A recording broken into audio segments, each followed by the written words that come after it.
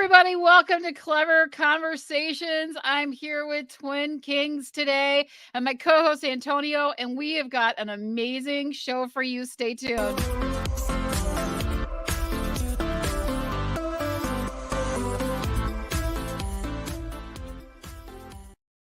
Hey, everybody. I am so glad you guys are joining me today. I am so lucky.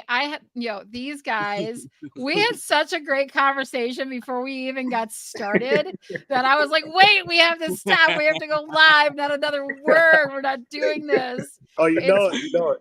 Absolutely. You know it. Hear you. We are in the building. Let's turn up, man. Let's have some fun. Happy to be here. Thank you for having us. I appreciate it. I look forward to this. Yeah, sure, I'm for excited. sure. And Tony's here. Antonio is here with Bright. Bright is an amazing app. If you're a veteran and you're looking for support, help, guidance, looking to take maximum benefits that you are available to you and you need help, check out what Tony has going on. Bright is the name of the app. I'm lucky that he is co-hosting with me today. Thanks for being here. And I got Twin Kings in the house. Yeah, Hey, guys. Hear What you. are we talking about? What's Kings up, in the guys? What's building, going baby. on? You know, Big everything with you. It's nice to meet you too, Queen. I appreciate you having us on board. We are. Oh yeah. Let's get this started. I love it. Let's get it started. Hey, Bree, can I just jump right into it? Go for it, man. Do All it. right. So welcome, Twin Kings. We are definitely proud to have you guys here. As one veteran to another, I appreciate your service. I appreciate everything you guys have done, not just for our country, but for our culture. Truly for our culture. Bree introduced me to your music. I've literally been listening nonstop since she put me on, and I gotta say, guys, I'm impressed, man. It's like a breath of fresh air. Truly. Yeah, I appreciate that, man. Truly. Thank you. And salute to your service, man, for sure. For sure.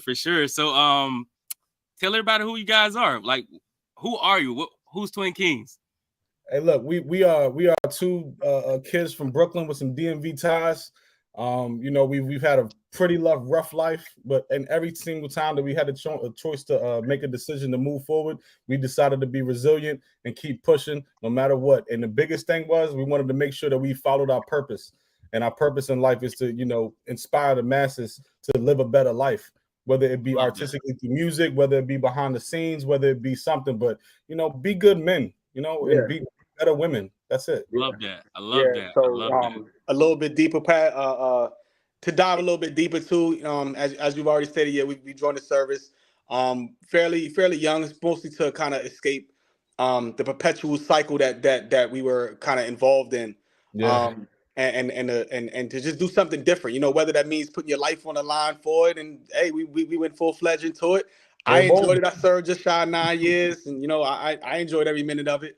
But now I'm here, focusing more on my passion and a little bit deeper into it. Twin is the one who got me into music. Because we've been writing over the years, even the time I was serving in the Army. We've been writing and continuously creating, but we would just record and we wouldn't do anything with it. So it was like, I think in 2019 is when he sat down with me. He was like, "Look, man, we got all this music. What are we gonna do with it?" And I'm like, I don't know. And he's like, let's just throw it out there and see what happens. And you said specifically though, I remember that conversation because you said specifically, "Hey man, we gotta do something that nobody's ever done before." Yeah, and do something that nobody's ever done before. And I said, no problem, bro. Let me get right to it. And I gotta say, guys, not to cut you off, I gotta say you're definitely doing something no one has done before. Like, I'll be honest with you. So I got my kids, my daughter specifically, my daughter Riley. She was in the car with me and she was listening to Face Death, and she was "Yo, Dad, run that back." Now my daughter is 12, all right, and for my daughter to tell me to run it back, I was like, "All right, we gotta play that again." So you guys like I said, you tapped into something different, bro. And I, as a parent, as a veteran, as a Black male, as someone that just loves music, like I said, once again, it's just a breath of fresh air to just hear your style and hear what you're coming from, and the substance is it's organic. Hey, just to give you a little backstory on that one, man. That first tape, in order of precedence, was a last one, a testament to our firstborns. Yep. Oh wow. So, like, if you read the track list, that's where everything started with us actually, telling a spoken word with our track list. So the track list goes, "In hell, who would have knew two doomed niggas acquired knowledge, found two queens, faced death, and left you behind. Oh my gosh, I'm looking at it right now. Yeah. Jeez. Hey, you guys are genius, actually, man. so that's a part of and that's the part of what got me into music, because I told Twin, I said I want to do something that nobody's ever done before, and Twin came up with the concept to say, all right, well, how about everything that we ever release will tell a story with the track titles from beginning to end. So every song that we've ever released, if you go back to the beginning and you read everything we released in order, like our first album in order of precedence, if you read all the track lists in order, it tells an actually spoken word story. I got homework to do. Yeah, relate. And crazy part, the What project inspired that? thing. I did. What inspired that? You did? Twin Okay. What inspired it? Twin, he told me, he was like, yo, Twin, like, if we're going to do it, we got to do something that's never been done before. So I sat down, I did some homework, and I remember, I think one of my favorite artists, I forgot who it was, but it was Nas. Nas was releasing the album, and I was looking at his track list because he didn't drop it yet. And I was like, I'm looking at the track list, and I'm like, why am I looking at this track list? I'm just going to wait for it to drop. And there was nothing that inspired me to want to look at it besides how long it was, who the features was on it, who made the beats, and that's it. There was nothing else that made me be like, oh my God. I said, oh, wait, I'm on to something. What if we created a project to give people an extra element to enjoy anytime they hear us about to release a project or about to release a song? They're like, oh, wait, I want to know what it's called so I can catch up to where it is. So people get to follow along like it's a book or a TV show. You know, you're marketing genius, man. You're a marketing genius. Yeah, definitely. I appreciate that. Twin KINGZ, where did the name come from? I can help you out with that. So at first, originally, we were the Kings County Twins. Okay. And me and my wife, we sat down, and I agree with her, because she was like, it's too much. You know, a lot of, great acts, they usually have either one name or two, most successful acts. Or artists or musicians, and I was like, you got a point. It is kind of too much it's the Kings County Twins, and it's rather kind of thing. So I actually pitched to my twin brother to shorten the name and do Twin KINGZ. So right, he also said, because my fault, I don't mean to cut you off, but then Twin also said, like, hey man, we're pigeonholing ourselves into a region. We're kings wherever we walk. You know, if we have in our minds our kingdom, then we shouldn't be. If we're trying to take this global, then we shouldn't be trying to pigeonhole ourselves to a region. Yeah. Because it alienates people. They be like, oh, I can't really connect with them because they some Brooklyn guys, and they coming out here and they repping Brooklyn, maybe in the names. Like, exactly. Like, us New York guys, we always got a different stigma everywhere we go. I was gonna say that. My kids, they're from New York. They live in the Bronx, and so I definitely understand. Yeah. You rep it hard, super hard. Yeah, exactly. I spent too many summers in upstate on 233rd and White Plains, so trust me. Yeah. So who's the inspiration behind you guys' style? Your style is very, very, it's very, very unique.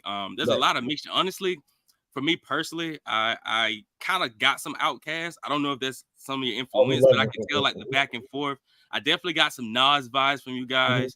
I got a little Jay with the way you play with your wordplay and how you like to mix and match. So I was really curious on like what's your inspiration as far as from a musical standpoint.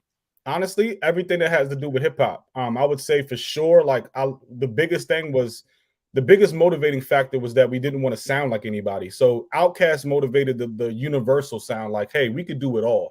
Because like we're writers and we're poets first. So I'm like, bro, why don't we just, exploit the fact that we can make a club record, we can do a strip club song, we could do a sexual song, we could do a love song, we could do trap beats, but make it all conscious. Like we never just put a song out and be like, oh yeah, these are just lyrics that sound good together. Like everything is intentional with purpose, just like our track names. So we're very intentional with how we, and tedious with how we go about, writing. Because I'm always competing with this guy. So so that's the simplistic answer. We compete every time we get a beat or instrumental. We always compete. So we say motivation. I would say one of the motivating things is everybody that pretty much you named. Outkast, Nas, M, Ludacris, DMX, Jay, Pac, Biggie, Redman and Meth. You know what I'm saying? Like, so I mean, we pretty much we pretty much we're students of the game. We're very studious when it comes to these 50 years of hip hop. Right. And we really try to make sure that we, no matter what different niche or different flow we go with, we try to make sure we don't sound like nobody else. We want to try to be like, okay, these guys are good, and not only are they good, but they don't sound like nothing that's going on right now. And that's one of the things that keeps us motivated right now, is trying to not follow a trend but become a trend. Right. So that's the motivating part about it. I love it. So right now, what's your guys' big plans right now? If you could say in the next, let's say the end of the year, what are you guys pushing for? What's Twin Kings like? What's your next vision? All right, so our biggest thing is visuals right now, because we dropped 2 albums this year, but I was like, you know what, we didn't do enough music videos. So our goal right now is to, you know, get our music videos up. I don't care about the streams. I do it because I love it, but there's going to be a concept behind the music videos. And because I mean, we're already sitting on a whole nother album. Like we could release that tomorrow, but I was like, so let's just wait. You know, so we kind of pick and prod with our followers in our castle. And we say, hey, like, you know, drop some dates sometime next year that you want this album to come out, you know? So like we kind of interact with our fans to, like, you know, let them know like we're always working. So, you know, that's basically what we're trying to do, just get our videos up, you know? So that's a goal. And then also to expand more of our audience. That's one of the biggest goals that me and Twin has talked about, like pretty much this whole week, was pretty much expansion, because and shout out to Dom, because Dom helped us you know, expand our Spotify playlisting and stuff like that. He's really a great marketer, you know. So we pretty much, that's pretty much our goal, is to you know, put the money behind the machine and expand, you know, more listeners, and you know, and captivate more people, because you know, all of our catalog is new to somebody that never heard it before. So that's kind of the idea. So and definitely to just last thing, just definitely, you know, focus on, you know, getting a bigger team. You know, so all right, nice. So right now, what would you guys say is what we say is one of your biggest struggles right now, as far as like your music and kind of reaching the next goals? What would be a hurdle that you think you're facing, or if you're even facing one? Connections. I would say it's definitely. I would say, in my opinion, I would say it's more connections. I mean, we work with Fat Joe, we work with Busta Rhymes, but you know, it's always, you know, strictly business. It's never like, hey man, let me, you know, hop on a call and, you know, pick your brain, or like, hey, can you, you know, slide some connections that we could possibly use and build with. But it's never that, because they're already been so established and stuff like that they're kind of like, figure it out, guys. Like. So it's cool, and I love the challenge of it, but I would say that's probably the biggest thing, you know, like actually having a team that's like, you know, as opposed to us creating like this art that we're trying to expose. Obviously, the marketing is a big thing, but you know, the biggest thing is probably like, you know, the connections. Like I'm a big component of like working with people. I want to work with people. I'm not the one that's like, oh my God, I want to work with you because I'm so good. Like, nah, bro. I try to give you a shorter version of how I feel about. Or how we feel about one of the hurdles. I think one of the hurdles that, like I said before, is going against the grain. And the struggle of trying to captivate people, because a lot of people just look, they're I won't say they're small-minded, because I don't really like to view people like that, but it's kind of true that they don't they look for the beat, and they look for something catchy that they can, you know, dance to or something. They're not really looking or really listening anymore for lyrics. And the fact that we're lyricists, and the fact that we, you know, we're very creative with what we say and how we say it, and the double entendres and the metaphors, the similes, and the haikus. You know what I'm saying? So a lot of people they don't even listen. They don't even listen for that. So I think the biggest hurdle is, like I said, going against the grain and doing something and trying to be a trend and not following a trend. So, and just not to have the last word 2 times in a row. But you kind of are, but that's okay. You gotta call it out when I see it. That's the way it is. Man, that was you could have just left my response. It was a great response. I'm gonna leave it there. We'll leave it there. Golly. Yeah, it's all good, guys. That's It's funny. all good. You know, I think there is a lot of pressure from artists. My son is an artist and I work with artists a lot, and I do see that there's that like sellout mentality where it is just get that catch, get that hook, get that, you know, play what the masses want. But if you're a purist, if this is this is you and your music, it's more than just a song, it's more than just a lyric. It is a living, breathing part of who you are and what you put out there. Exactly. And so getting that kind of respect and having, you know, the people, but I think there are that if you grow in the right way and the people that do stop and listen and get you and understand your music, and it's what drives them and gets them motivated and inspires them, then those are the fans that will carry you through. Those are the people that you want in your circle. So trying to please the masses is not, you know, that's a big record label kind of pressure Definitely. that I think people are drawing themselves away from these days, because the music and the lyrics and the things that you are producing, the art of what you do is so important that you are not going to compromise that in any way, shape, or form. And I think that's really important. It really is. Absolutely. I agree. Absolutely. And Bree, just to count on what you just said, I'll let you guys know when Bree first introduced you to me. Of course, you know, I'm like, hey, it's another rap group, another rap. Let's check out and see, you know, who's on Mumble Time. And first thing that really got me, I'm old school. I mean, I'm only 35, but you know, I follow old school of music. I read the whole bio. I want to know who I'm listening to. And the first thing that got to me, of course, is, you know, I could hear not just you guys' past, but I could hear the service. I can hear about your fatherhood. I can hear about your dreams and your ambitions. I can even hear your pain in the music. And I just got to tell you, man, following the masses is definitely hard. I definitely know going against the grain is hard, but you got your own community that you've truly like have the opportunity to pull in. Of course, time is always a factor, but man, I honestly got to say, if you guys keep on the trajectory that you have, you got a whole veteran community that I know for a fact to be right behind you. You already got one already, man. Absolutely. I appreciate you, man. Yeah. Absolutely. Yeah. Man, the best part is this art, man. Like I just love the fact that it's art. You know, I'm never gonna depreciate the fact that it's art. It is just like Bree said, it's a living being. Like it's, you know, it's its own thing. Like, and I take very serious the art form, like all the fundamentals of hip hop, you know, and not losing that is the most important thing that drives me every day. Like I'm doing it because I love it. So that's the reason why I say we're very layered. Every artist should be. If you're looking me up, you should know, like, wait, there's another part of that. Yeah. You know? And then also too, just to piggyback off that, like you said, we're veterans, you know what I'm saying? And you know, in the military, it teaches you never go at something half-assed, right? Facts. So you know what I'm saying? And that's how we you know we take this career. We don't want to go at it half-assed. We're gonna give it our full-fledged. And I made a promise to my brother. I said, look, man, if you're gonna pull me off this couch, I said, you gotta, I said, I'm gonna go full-fledged into this, and I said I don't half-ass nothing. So I don't care if it's going, because think about it. I mean, for example, what I mean by not even half-assing something. I remember we left the studio at we had a studio session from 7 p.m. to like 2:30 a.m.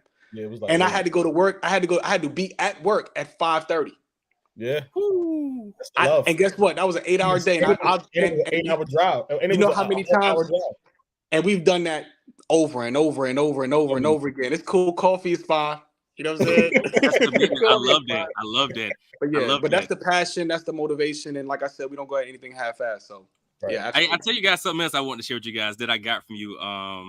Nipsey Hussle was probably like the biggest like musical influence to me that really drives me. Nipsey's music pushes me so far in life. And I gotta tell you, like when Nip died, I really felt like I wasn't gonna get that connection to an artist again. Truly.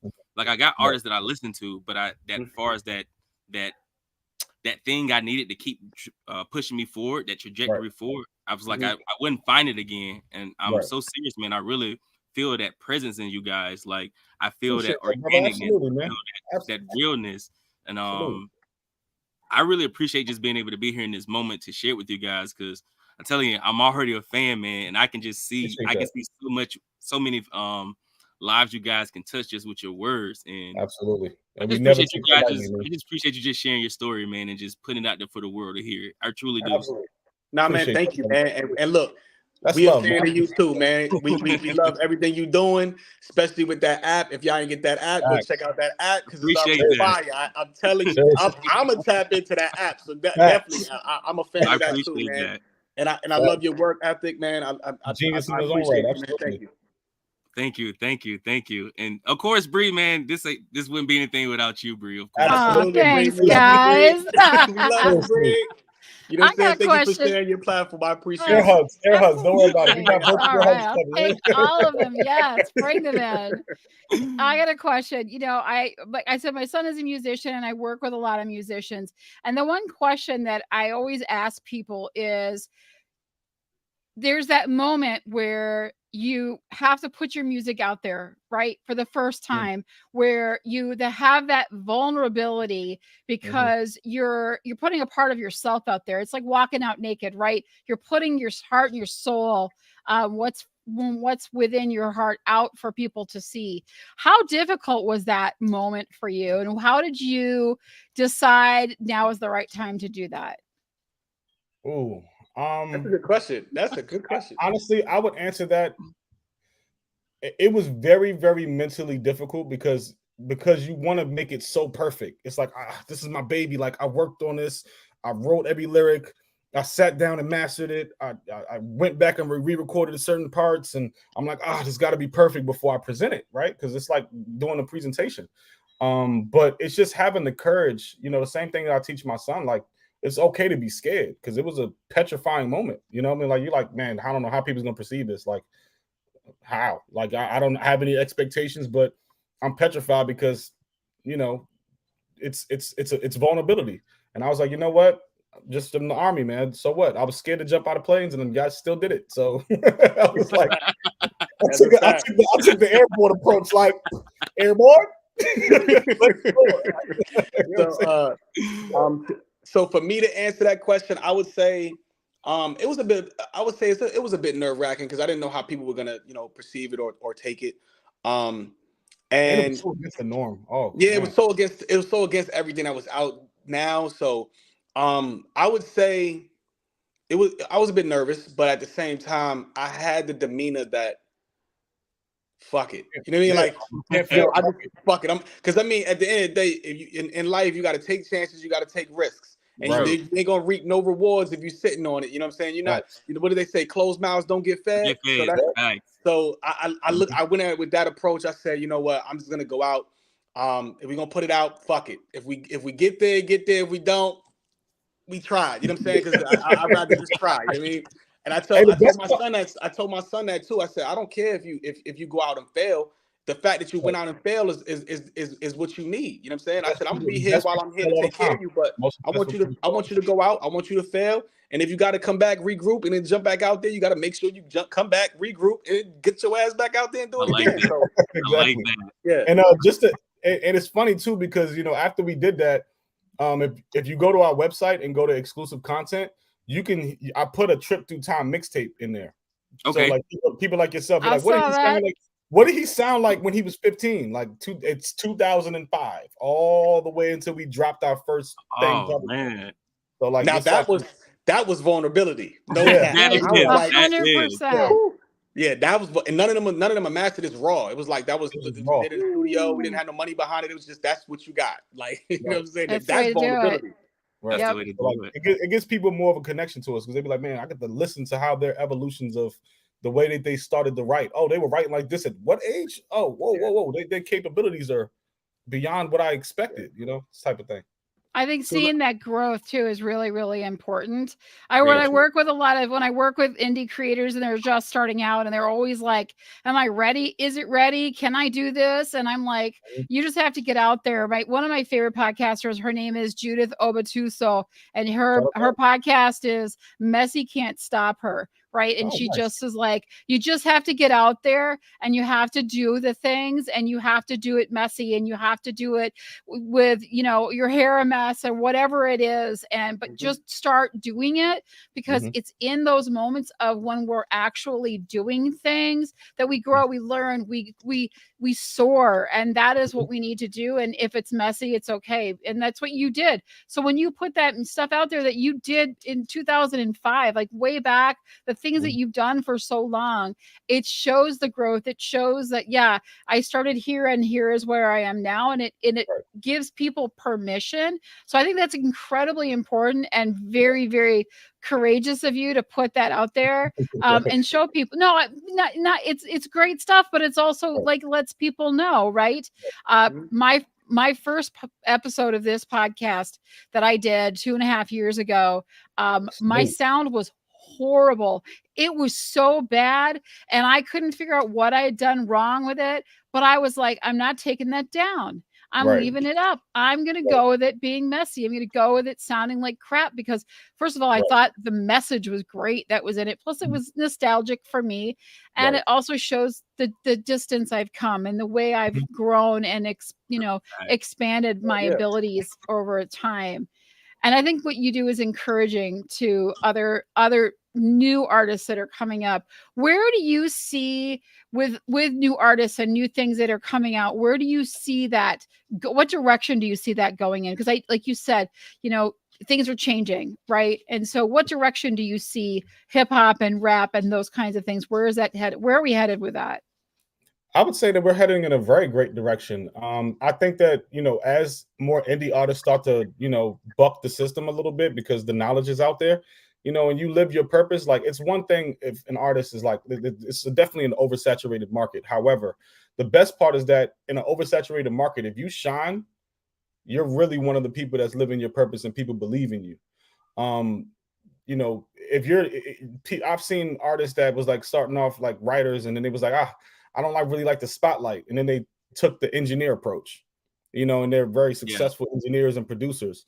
I've seen, other rappers who was like, I started rapping, but I fell more in love with the video creation of it, and you start to realize that might have been your niche, and you just had to expose yourself a little bit in order to understand what part of the process you want to be part of and what could be your niche. It's an exciting place that hip hop is going, because, it's going back to the roots of lyricism and writing. Look at how far smack the URL has come. Like, think about how far the URL have come. Like, people are starting to like listen to lyrics again. Like, I actually care about what you're saying. Like, do you sound believable? Are you really saying and meaning what you're saying? I want to resonate with that, and I believe that we're tapping back into that side of it, and I'm excited to see it. There's a bunch of new artists, especially that I showcase with, that I enjoy. would say, and I agree, but I'm going to pivot from that and say, my opinion, I think we're at a crossroads, and I think hip hop's at a crossroads where it's either going to be, we're either going to let the youth take over the quick fame, and there's going to be a lot more 15 minutes of fame with these TikTok moments and stuff like that. There's going to be a lot more artists that's going to have those 15 minutes of fame, and then they're going to fall off, and because they're not creators, they only just made something that caught something and took off. I think there's going to be a lot more of that, and if we fall more into that direction, I think we're going to be headed down a bad path. But at the same time, it's either the people are going to say, we're tired of these 15 minutes of fame, we want more Kendricks, we want more J. Cole's, and they're going to start pointing towards independent artists, like, all right, well, we've heard all these master labels put all these freaking money behind these guys, but I want to hear something fresh, something new, something, what I mean? And then they're going to start looking into independence. And they're going to look, and I think that's where we're going to really, I think that's where the game is really going to blossom, and we're going to be in a great situation. I'm waiting for that time to come. I hope it's tomorrow, but I love it. I hope it's tomorrow. Yeah, I hope it's tomorrow. Well, we'll see. All right. Yeah, I agree with you both, you guys, and I can't wait to see what direction it goes in. I feel like as a country that we are searching for the songs that tell our stories and represent us right now. We are craving that. We are looking for that ballad, that thing that just like lets us represent who we are, right? It's got to, we want that thing so badly. Richmond, North of Richmond came out over the summer, and that song just skyrocketed because I think it touched on so many different things and feelings, and people felt represented in it. I think they felt like that was their battle cry, that was their song. And I think that we are, as a nation, searching for that kind of music right now, which definitely lends itself to exactly what you guys are doing and what is so needed for, you know, all the people to get representation, to get their message heard, and to talk about things that are not always easy to talk about. How do you guys, like, how do you feel about touching on those tough subjects? I'll say, I love touching on those subjects because I think that's what me and Twin talk about all the time. We, like I said, when we say we're going against the grain, we're going against the same agenda. All we want to rap about is money, drugs, guns, killing, and we are trying to do the opposite. We're trying to talk about everything else that we don't. I mean, yeah, obviously you're gonna have women in there, things that influence you, the women, the you know what I'm saying, you might have a gun or two, whatever cases, you know what I mean, you might feel, you know, whatever, you know, you're gonna express yourself how you feel like expressing yourself, but at the same time, what's the message, you know? And I feel like, especially our last album, and Froze Summer, that we just released a couple months ago, we made sure we talked about everything else but, you know, what everybody's talking about right now, and I think that's ultimately the agenda. It's pretty much to you know, be more creative, you know. But like, you know, like just that verse that my brother just, like, you know, he loves that I wrote on that album, you know, like we're going at societal relationships, like, you know, we're killing the idea of this woman do it all by herself, single lady nonsense. Like, if you're going to be a boss lady, you could be a boss lady, but treat your man with respect, you know, and let him lead. Like, it's okay to be, you know, you gotta say the bar. You gotta say the bar, bro. You gotta say the bar, bro. You gotta give us the bar. He said the most fire bar on the. I promise you, when he said that bar, I stopped the studio session. Like, whoa, you gotta give us the All bar. right, so he said, the bar. He said a boss bitch with ego for sale. Leave your paperwork at work. Learn to address your mail. Love it. That's crazy. Yeah. Fire. I said a boss. I was like, bro, chill. A boss bitch with ego for sale. Leave your paperwork at work. Learn to address your mail. That double entendre is crazy. Fire. That double entendre is crazy. Yo, you guys are lyrical genius. You guys are lyrical genius. I told you so. I said, Twin. You did that. That bar was crazy. I said that bar was crazy. That bar was crazy. Truly lyrical genius. And it's great. It is great because, like, even the She Made Heaven Fall project, it sounds nothing like Froze Summer. We want to keep that anticipation. Like, I don't know what type of tracks they're going to put out. It keeps that excitement up. It's kind of like what Dr. Dre said, like, you know, that excitement behind, like, what's the track name is going to be? Yeah. Oh, who's on it? Oh, what is it going to sound like? Oh, all that excitement is dead because you hear, you know, all respect to Little Baby, but we all know what his next album is going to sound like. You know, that allure or Da Baby. You know, respect to those artists. Salute to their art. Respect to those guys. They're dope artists, but you just know what they're gonna sound like. They found a niche that absolutely worked, and they're exploiting it. I respect it. If you get to a point where your fans are like, "Dude, you're gonna switch the flow up," that's people. You don't want to get that kind of complaints as a writer. You know, I get that you're making money and you're getting really successful off of it, but you know, don't forget the art of the pen. You know what I mean? Like, just take chances, take risks. The same risk that you took that blew that record up, take some chances and some risks. And he's been doing it now, but I respect that. But, you know, we pride ourselves on not wanting to sound like the last project. Yeah. And we have so many different, like, pockets of stuff that we jump in. It's cool. Like, we did a drill record and we don't like drill rap. Thanks. But all we did was do some. We just put a spin on it and made it army drill. So I said no different than me starting my line. Told my brother left flank, slide on him. That's a left face. One to his mind, just think. Who put a snake in a rat race? All they do is talk about what they ain't do. They never saw the drug in life. They lied to you, and most are hooked on drugs. Is nothing new. Y'all just move different than me. That whole military move scheme was created because I was like, I'm going to be creative with how I formulate, you know, the process. Like it's a small nuggets that people really appreciate. You know, you guys are the future. Really are the future. Hey, I appreciate it. I hope so. You guys are the future of rap, man. You guys are the future of rap. I absolutely can see that. No lie, I can absolutely see that. People are already scared to rap with us now. So. Our feature list is short because they're like, bro, I cannot rap these guys. It's amazing. You guys have been so much fun. I can't believe our time is up and that we got to move on. We got another show coming up. If you're going to stick around, STWF TV is coming up next. They're going to be having the parlay perspective. The guys in the parlay, they are going to be talking all kinds of stuff besides making their football picks. So you know I'm going to have to listen because I don't know what I'm doing. It's week 3, but I am 2-0. Gonna throw that out there.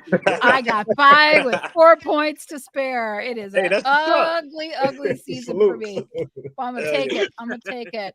You guys are amazing. I want to say thanks to Dom as well because he popped in here for a quick second. Y'all may not have seen that, but he popped in and then popped back out. I appreciate him so much, and I learned from him. He is exciting. He's got so many great ideas, and he hooks me up with the coolest dudes on the planet. I love this today. Thank you so much for being here. Thank you so much. Thank you for having us. It was a great experience. I appreciate y'all. Thank you for everything y'all both do. Y'all are amazing people as well, and I look forward to being in touch for sure. Check out Twin Kings. I got their stuff. I put it in the chat. Go click on their links. Check out their music. Download it. Yeah. Yes. And tell them when you want their next album to come out because apparently that's a hot question. We all need to know the answer to. Next year. Next year will come out. I promise. Whoever votes on that, I'm telling you, we're picking it. Let us know. February. So, and a big shout out to Antonio. So much grateful. You have no idea how great it is. I'm so excited that you can make this work. You're a busy man. You're running a really cool app. It's bright. So go check it out. It's for veterans and it will help you out. But also you're in school. You're doing all kinds of stuff right now. So thanks for finding the time and meeting up with us. I really appreciate you being here. Anything for you. Real live Superman. All right, guys. Thanks so much. We'll see you guys next time. All right, take care.